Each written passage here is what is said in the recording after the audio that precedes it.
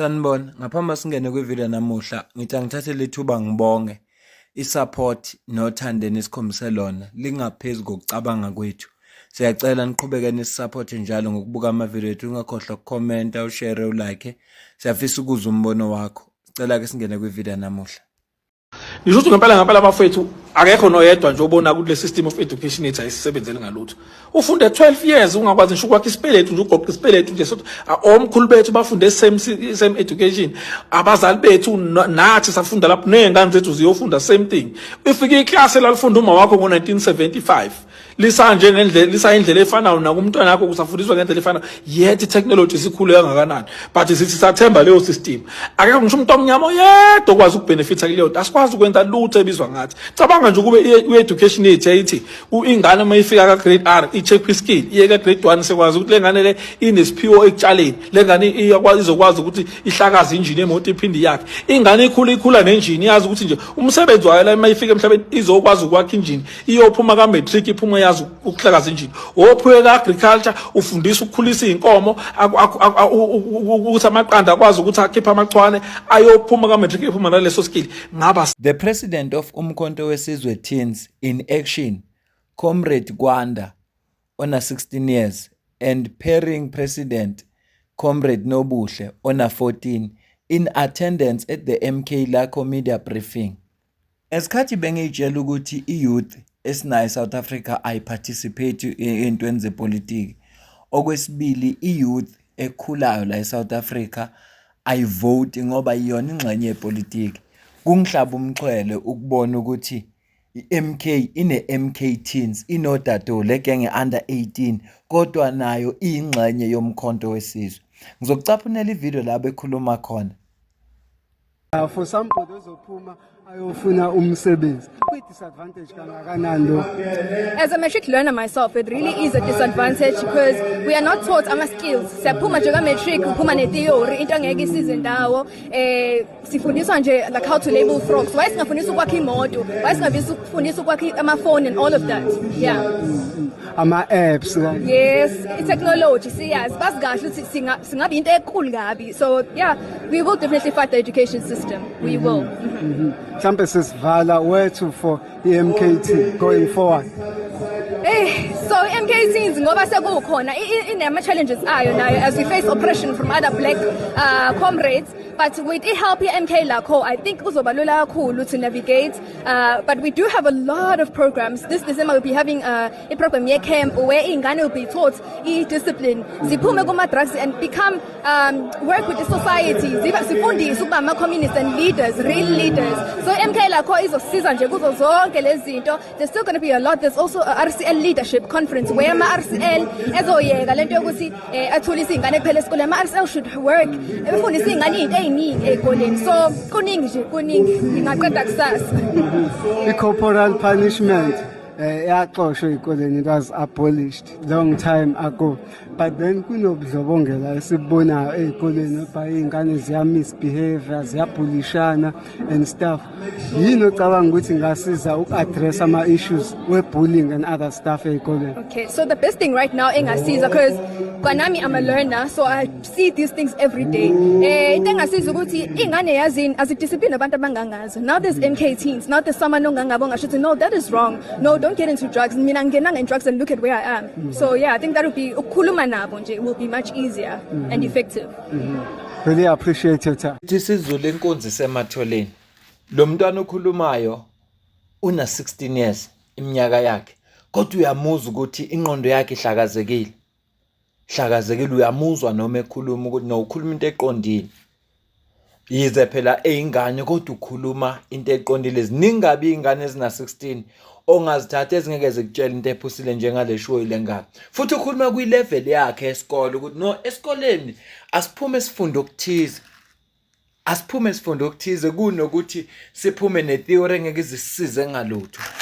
So izinto lezi ezibalekile. Futhi uma kukhulunywa ngekusasa ngeke ngayisho lento ngathi uma ufuna ukubulala isizwe, ufuna ukubulala isibongo, ufuna ukubulala umphakathi, ufuna ukubulala ikhaya, ufuna ukubulala intsha. Ubulala le genge encane, bayeke la abadala. Bulala le genge encane. Kodwa ukubonakala kwentsha i-active kanje kuyakhuthaza. kuyakhuthaza. Kodwa abantu bomkhonto wesizwe party ninemfihlo. Nifihlile kangaka ukuthi kanti nineqembu lodadewenu lapha ekuthiwa i-MK Teens. Ihlangana yodwa bakhona abadala nabo lapha ngemuva abanye bakhona bazoyeseka ngoba phela izingane zabo awobhuti babo omalume babo kodwa bazokweseka izingane zenza lokho ezikholelwa kukho zenza lokhu zikhuluma ngezinto ngezimo ezibhekene nazo zona njengezingane.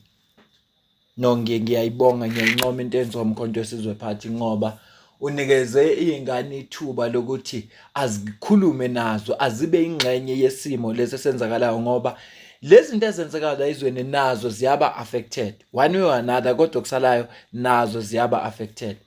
Yazi mayikhuluma kanje ngikhumbuze upresident wama SRC upresident wama SRC ezikole lezi ezikhona owayikhuluma lapha yana kwi-National Convention eyayendlalela i-National Dialogue before uGeneral Mkhwanazi siphi i-National Dialogue yamahhala. Ikhona le National Dialogue le kwakuzospendwa kuyama-million angazi noma isazoba khona noma kodwa iyagcina imile ngoba uGeneral Mkhwanazi wasipha i-National Dialogue yamahhala. Ithi ngibheka ivideo yakhe isekhona nangicaphunele yona. Everyone that is here, all the elders and the youth, my name is Leshabela Sandra, and I am the National RCL President, representing each and every learner in the Republic of South Africa.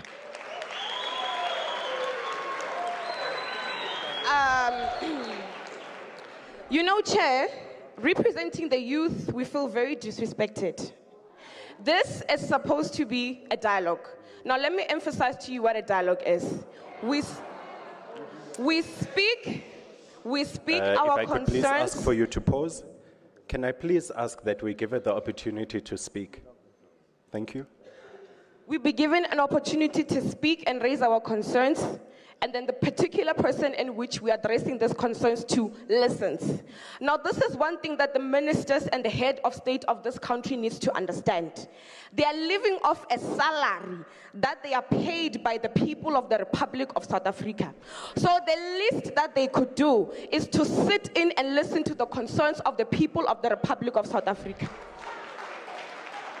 Chair, I want to oppose to what the gentleman there at front said. He said we should take at least 5 things and then focus on them.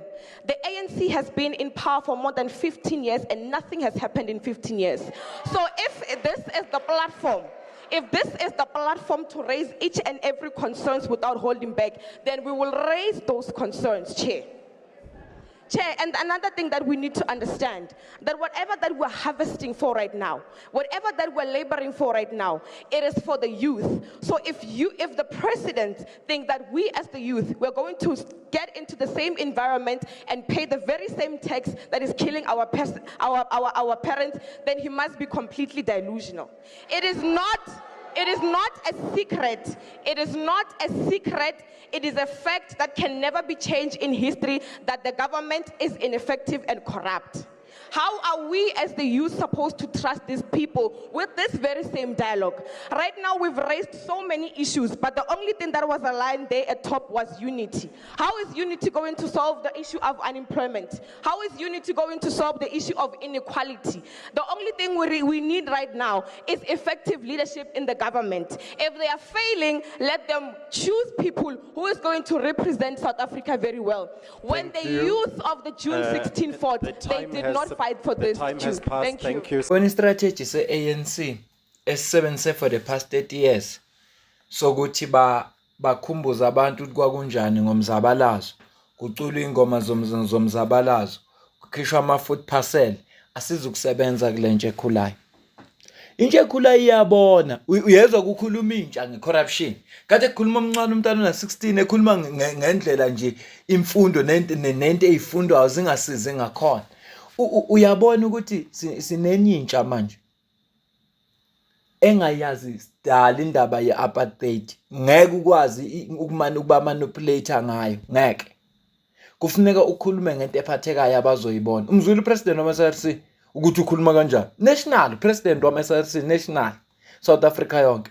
Uyamuzwa mayibeka amaphuzu ukuthi no, abekho umuntu owazi ukuthi ukhuluma ngani. Futhi uyasho ukuthi kusasa sobe sisibadala so besicontributor kwi-tax. Manje funeka sibhekisise kubo bonke abantu abasemandleni abayibambe iqini.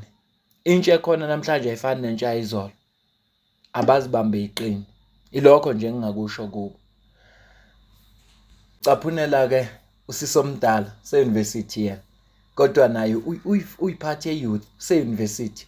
Kodwa ngikholwa ukuthi angakhuluma ngendlela ozomuzwe ekhuluma ngayo uma ngabe lento uqhamuke sekayithola e-university usuka nayo phansi. Cape Town's gun violence is so out of control. Communities in Cape Town have been living in a war zone for decades.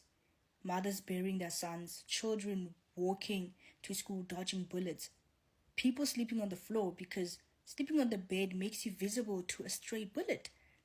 And the presidency rejected calls to declare gun violence in Cape Town as a state of disaster. Let me get this straight. When it's an international summit, roads get fixed, lights get installed, budgets appear out of thin air. But when it's poor, black and colored communities begging for protection, suddenly the state remembers process, protocol, and governance. Gun violence in Cape Town is a disaster. It's a disaster when ambulances won't enter certain communities without armed escort. It's a disaster when a 7-year-old knows gun types better than colors. It's a disaster when community policing forums are the ones doing the state's job. When a government refuses to call a crisis what it is, it only means one thing. They are afraid of accountability than they are of losing lives. Gun violence in Cape Town is not ordinary crime. It's a patterned failure of the state. It's systematic, it's historic, and it's entrenched. It thrives because communities affected are not wealthy, influential, or politically convenient. So declaring a state of disaster is not just a legal act. It is an admission. It admits that the policing system is overwhelmed.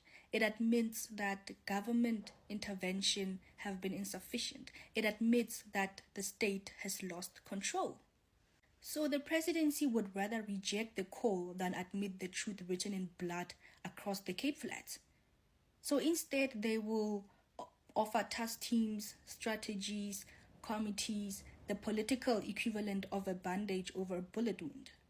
Because if this crisis was happening in Constantia or Camps Bay, they wouldn't hesitate. But because it's Manenberg, Hanover Park, Nyanga, they calculate the outrage is survivable. Elections are survivable. Your grief is survivable. And that is betrayal. Cape Town's gun violence is a disaster. The presidency simply refuses to declare it because once they do, they get to stop pretending it's under control. Ngiyibambe le video. Ngicela ukuzuphola kwakho la comment section. Ngizwe wena ukuthi ubona kanjani uma intsha ikhuluma kanje, ufikelwa yini? Liyabuya ithemba ngeSouth Africa yethu ekhululekileyo. Umuntu akaqala ukwenza izinto ezinhle semdala. Yingakho kuthiwa inkunzi sematholeni. Ngeke uqala usumdala ukwenza izinto ngendlela. Ngeke uqala usumdala ukwenza izinto eziright. Funa uqala usemusha, funa uqala usemncane. Sikuzwe ukuthi cha. Yebo khona usadinga uguidwa here and there, kodwa khona ikhona into ekhona. Sesingasho njalo na kule ntsha ekhulayo. Ngisho phela ngoba umzwile lo president we-MK10 ona 16 years lengiqale ngayo.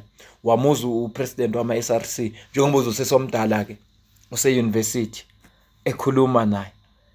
Ngicela ukuze ukuphawula kwakho la ku comment section ngizwe wena ukuthi uthini uma intsha akithi ikhuluma kanje. Liyabuya na ithemba ngeSouth Africa yethu ekhululekileyo kuwe. Ilokho nje ebengithi angikulethele khona kule video. Futhi angifunanga kuyixuba nenye video le video ngoba ngibona ukuthi izosuka iyone. Kodwa kungijabulisile ukubona igenge encane iparticipate kwipolitiki yethu.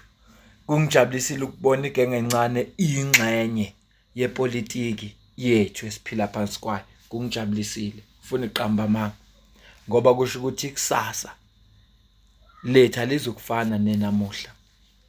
Alizukufana. Ngicela ukuze ukuphawula kwakho. Ungakhohlwa ukucomment, share, like, subscribe. Ungasupport ukusidonate, ungasupporta ngokuba member le channel. Qala nje ku R40 ngenyanga kuyaphezulu.